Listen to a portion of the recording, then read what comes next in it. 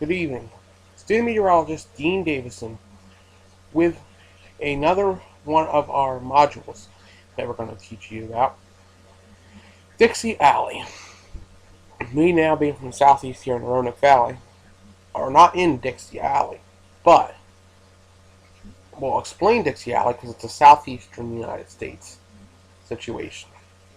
It's really a second tornado season. This occurs from November usually through February, and there are actually more long-lived EF3 to EF5 tornadoes in Dixie Alley than there is in the general tornado alley that you see in the Midwest.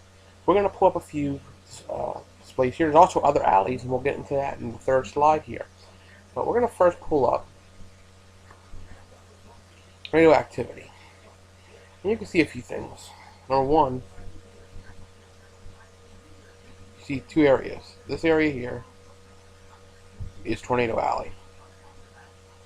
In Tornado Alley, you see the tornadoes mainly in the springtime into the summer. We've had a pretty interesting season in the Midwest. Vortex 2 would utilize the Midwest. They don't utilize Dixie Alley. Now we have another area which is called Dixie Alley, and I'm going to draw on this so you see where it has that. There's Dixie Alley in the green. What happens is you get these storms. They start off here. They have a warm front that comes across. These start usually as your nor'easters. In this warm sector, you get that wind changing with height, and along that warm front, you get the tornadoes. So that's one of the reasons why we get that in Dixie Alley. As we get the storms that start in the Gulf, which usually become our major snowstorms in the Northeast. And you see, Alabama, Mississippi, those areas have a lot of tornadoes. Also through Tennessee. Tennessee's some of the deadliest tornadoes. And also the other problem with Dixie Alley is that Dixie Alley has also the most nocturnal tornadoes, or nighttime tornadoes, and which are more fatal normally than your daytime tornadoes, because that's the idea that you do not have warning when you have tornadoes at night. You may not hear the weather radio. You may lose electricity and have a battery in your weather radio. There's a whole bunch of reasons why that may happen. And that is why it's so dangerous at night to have tornadoes. Different alleys.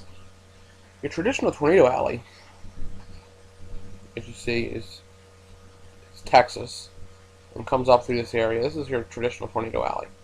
And then we have Dixie Alley, which is here in the southeast.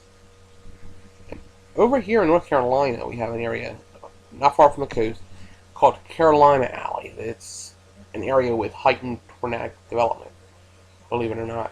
And there's Hoosier Alley, which is a little further north. That's a part, in my view, of Tornado Alley, because they happen mainly the same time as tornadoes in Tornado Alley do. Carolina Alley is more of the Dixie Alley season. So, and we have, if you go further up in the Virginia, Norfolk area, I want to count that into Carolina Alley, because that area is also very prone. Suffolk has had a history of tornadoes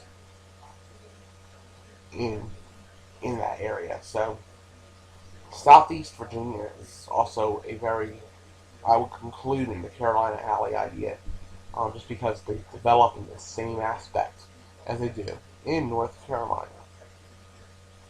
I want to give you guys the idea of what each of these alleys are, and that they're no longer just a tornado alley.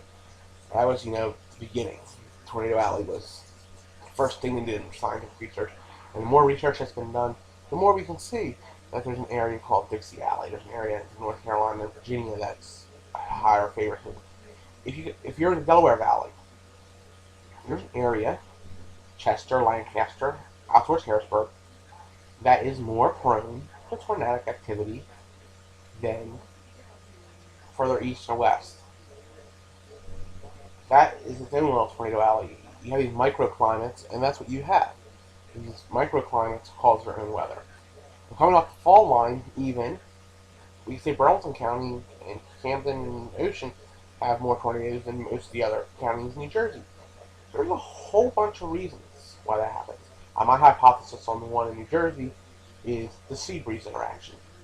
Always has been, always will be, because you have that easterly wind when it's hit maybe a strong squall line or individual cell. It may make it rotate, and that's some of the research that I've done in the past, and I'm continuing doing right now. So, just wanted to give you guys an idea of what Dixie Alley is and what these other tornado alleys are in this tutorial. For liveweatherblogs.com, this is studio meteorologist Dean Davison.